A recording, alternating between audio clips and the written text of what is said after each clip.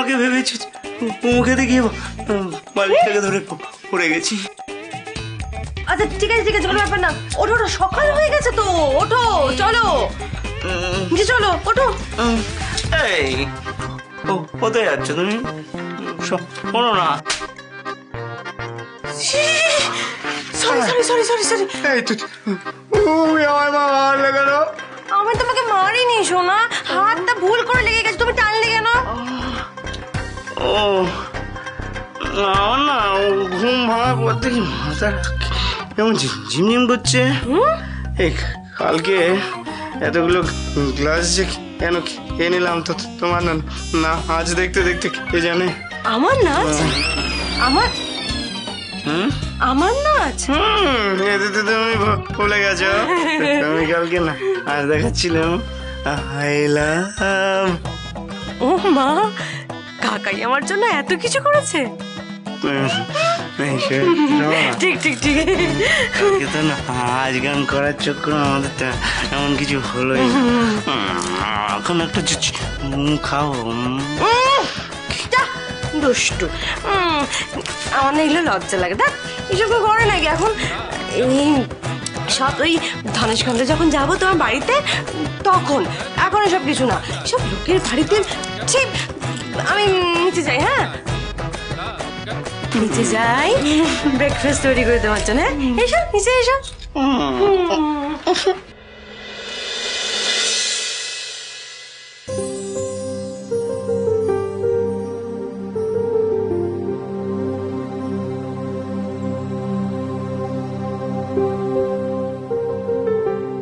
আমি তোমাকে কথা দিচ্ছি যে আমি সারাটা জীবন তোমার পাশে থাকবো, সব সময়।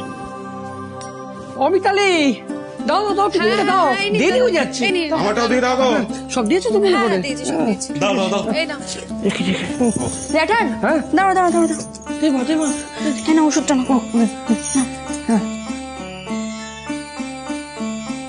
বাবা, জলটা। শোনো, তোমার মেয়েকে এরকম আদিক্ষেতা করতে বারণ করো। ও যা কাজ করেছে তারপর আমাদের এই খেয়াল রাখার নাটকটা করতে হবে না। যত সব এইভাবে পাপের প্রায়শ্চিত্ত হয় না, বুঝতে পারছো? বাবা বাবা, আমি তো তোমাদের বলেছি আমি ভুল করেছি, তার জন্য তো আমি তোমাদের কাছে ক্ষমাও চেয়েছি। আমাকে আর একটিবারের জন্য ক্ষমা করে দেওয়া যায় না? ও জ্যাঠান, আমি জানি আমি অন্যায় করে ফেলেছি, কিন্তু বিশ্বাস করো আমার কোনো খারাপ উদ্দেশ্য ছিল না। তোমরা এই বয়সেও এত খাটাখাটনি করছো, এত পরিশ্রম করছো। বাবা সারাটা দিন রাত ধরে দোকানে দেখাশোনা করছে, শুধুমাত্র সেই কারণেই কিন্তু আমি পরিবারের জন্য রোজগার করতে চেয়েছিলাম। দেখ তিতলি, তো দিদিয়া যে ভুলটা করেছে তার কোনো ক্ষমা হয়। আমি চাই না এই একই ভুল তুইও করিস, তাই আমি তোর উপর একটু রেগেছি। দেখ তোকে একটা কথা কিন্তু বুঝতে হবে তিতলি, কাজে হোক আর অকাজে হোক ও বাড়ির কারোর সঙ্গে কোনো সম্পর্ক আমাদের হতে পারে না। তাছাড়া ওই রমিত ও কিন্তু সুবিধার ছেলে না, ওকে দেখেই আমি সেটা বুঝেছি। চাই না এখন থেকে তুই ওর সঙ্গে কোনো রকম যোগাযোগ রাখার চেষ্টা করিস।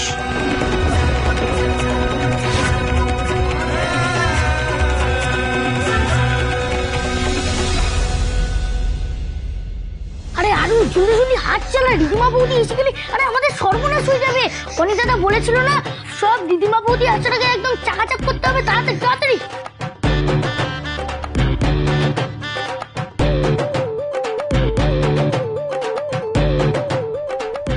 আরো বিট্টু, ও গড, মামুনি চলে এসেছে তো, এবার আমি কি করি?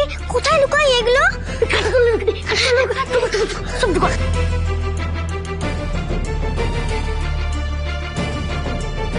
আরো বিট্টু, কি করছো এখানে? তোমরা ব্রেকফাস্ট করবে না? হ্যাঁ করছি তো। চলো।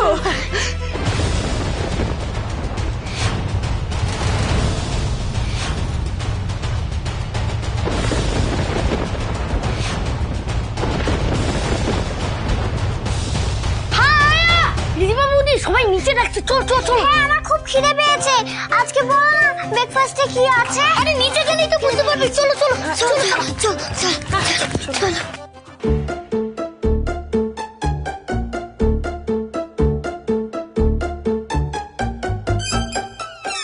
কি মানে ফুলসজ্জা কেমন কাটলো?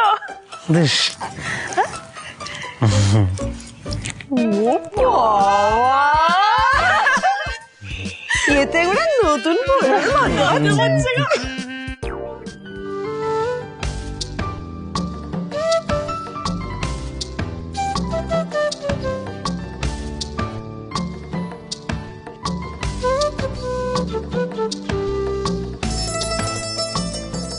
সত্যি মায়ের শাড়িটা যোগ্য মানুষের গায়েই মানিয়েছে।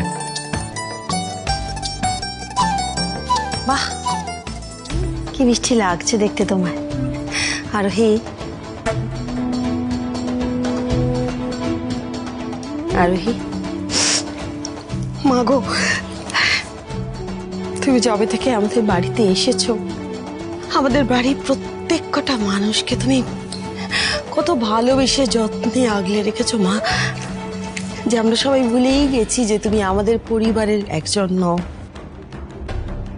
সেই তোমাকে আজ চোখের জলে আমাদের বিদায় দেওয়ার দিন। কষ্ট হচ্ছে, খুব কষ্ট হচ্ছে আমার।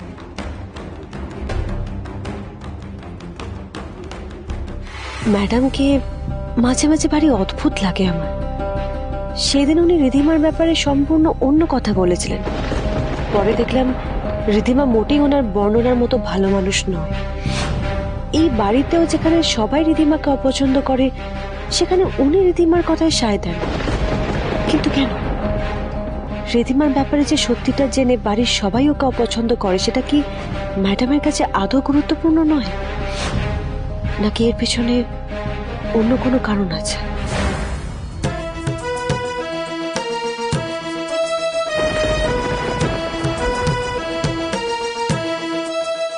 মিস করবো তোমাকে আরোহী, বড্ড মিস করবো আমরা সবাই। ভালো থেকো। না মাম্মাম কোথাও যাবে না। আরু, কি বলছো তুমি এটা বাবু? আরু ঠিকই বলেছে, আরোহী আজকে কোথাও যাবে না।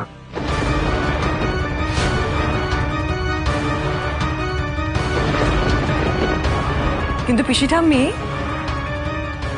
নিয়ম অনুযায়ী তো ওদের আজকেই ধনেশগঞ্জে ফিরে যাওয়ার কথা, তাই না?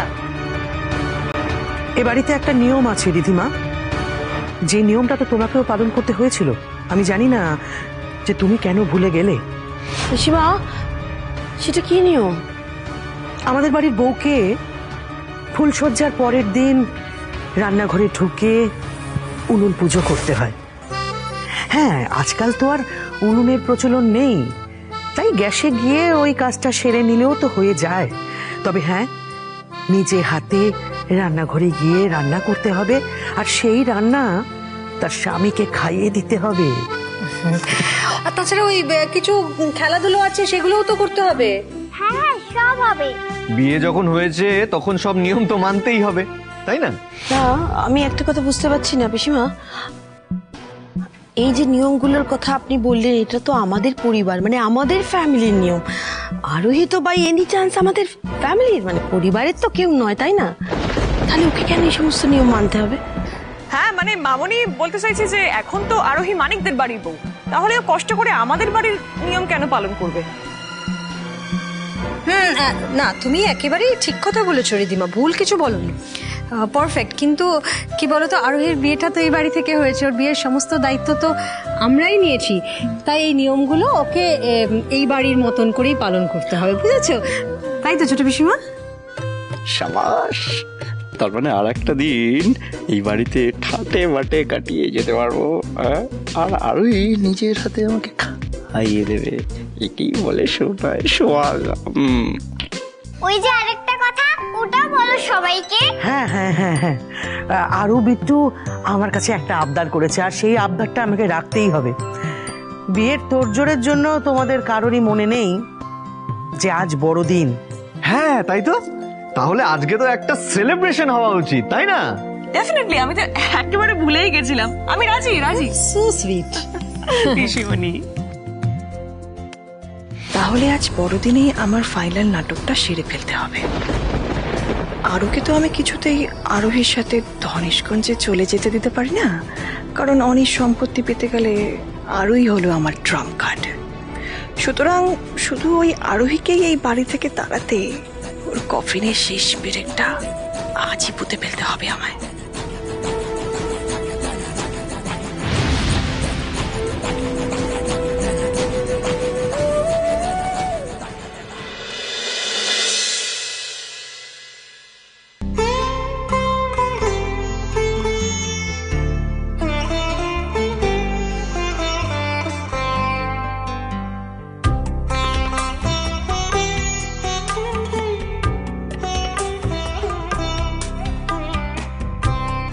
তুমি দেখো ঠাকুর, এই পরিবারে যেন কখনো কোনো কিছুর অভাব না থাকে, সবাই ভরা পেটে থাকে, সুখী মনে ভালোভাবে থাকে। আরোহী, এবার একটা কাজ করো, এই যে চালের বাড়িটায় চাল আছে সেখান থেকে কিছুটা নিয়ে এই বাড়িতে ঢালো।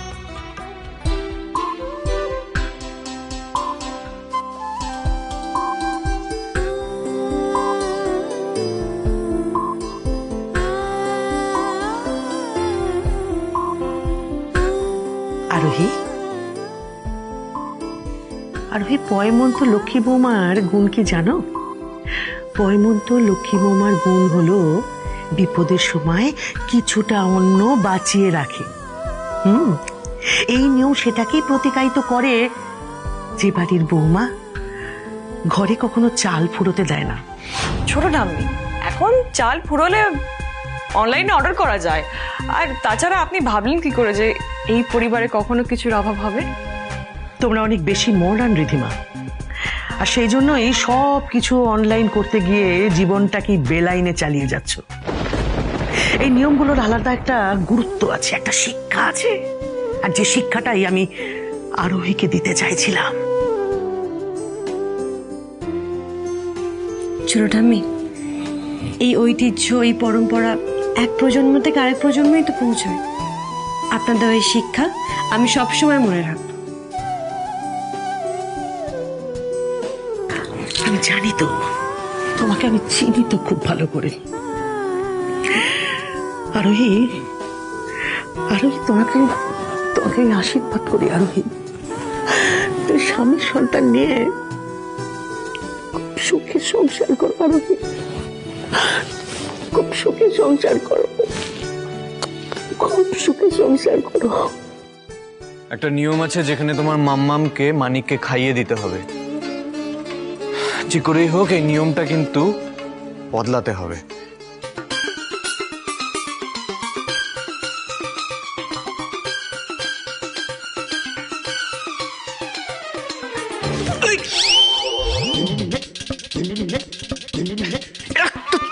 আইডিয়া।